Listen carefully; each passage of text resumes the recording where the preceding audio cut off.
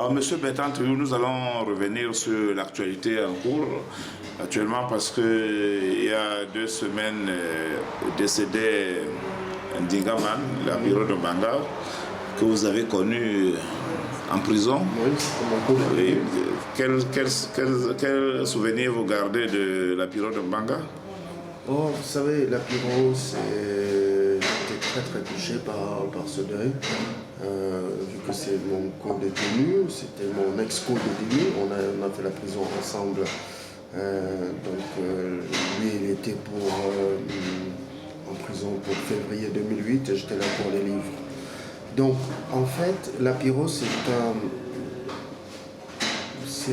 pour moi, la Pyro a beaucoup contribué à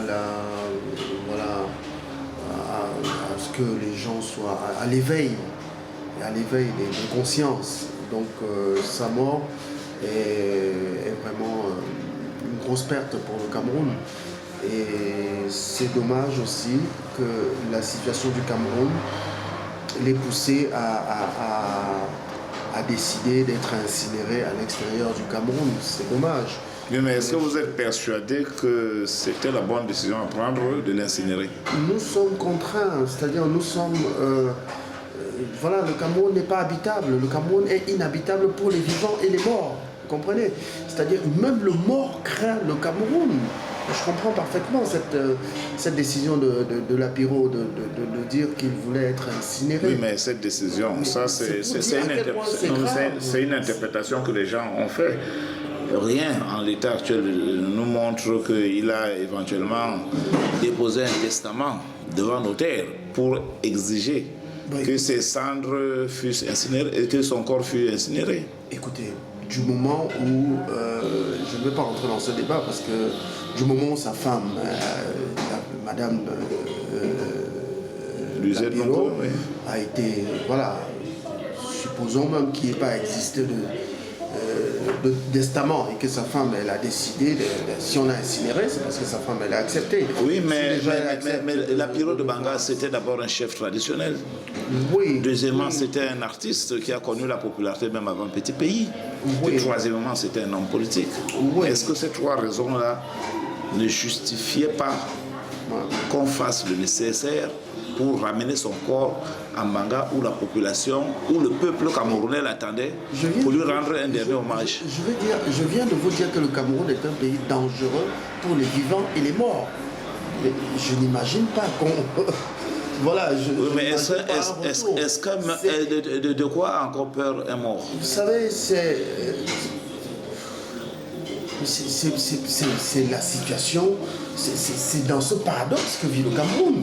Vous me posez la question de quoi a peur un mort, mais c'est précisément, c'est tout simplement surréaliste ce qu'on vit au Cameroun. C'est pour ça que même imaginer de son vivant être enterré au Cameroun fait peur.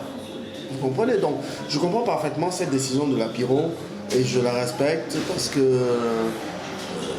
voilà, je comprends très bien le désastre qu'on subit au Cameroun peut parfaitement pousser quelqu'un à prendre cette décision. Donc et voilà, je salue aussi au passage le discours historique de Madame Lapiro à l'église.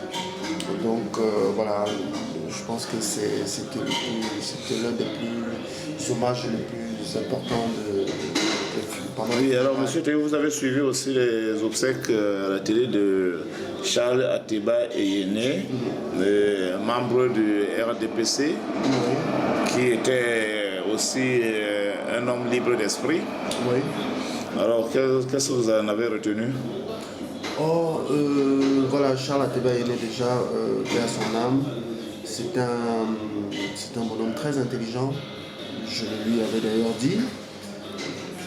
Et je lui avais demandé, je lui avais suggéré de démissionner du RDPC pour que son travail soit beaucoup plus crédible parce que c'était un bonhomme brillant mais qui était du mauvais côté de l'histoire. Donc vous croyez qu'on ne peut pas faire un travail crédible lorsqu'on est dans le RDPC? Non, même dans un parti politique. Dans quelques partis politiques que ce soit. Voilà, parce que le parti est l'organe suprême. Et si vous êtes écrivain et que vous avez un organe suprême, le parti, qui vous donne une ligne contraire à celle que vous devez écrire, vous êtes obligé de vous soumettre parce que le parti est l'organe suprême. Donc du coup, ce n'est pas très compatible, déontologiquement, c'est pas compatible avec l'activité d'écrivain qui doit s'exercer dans une façon libre.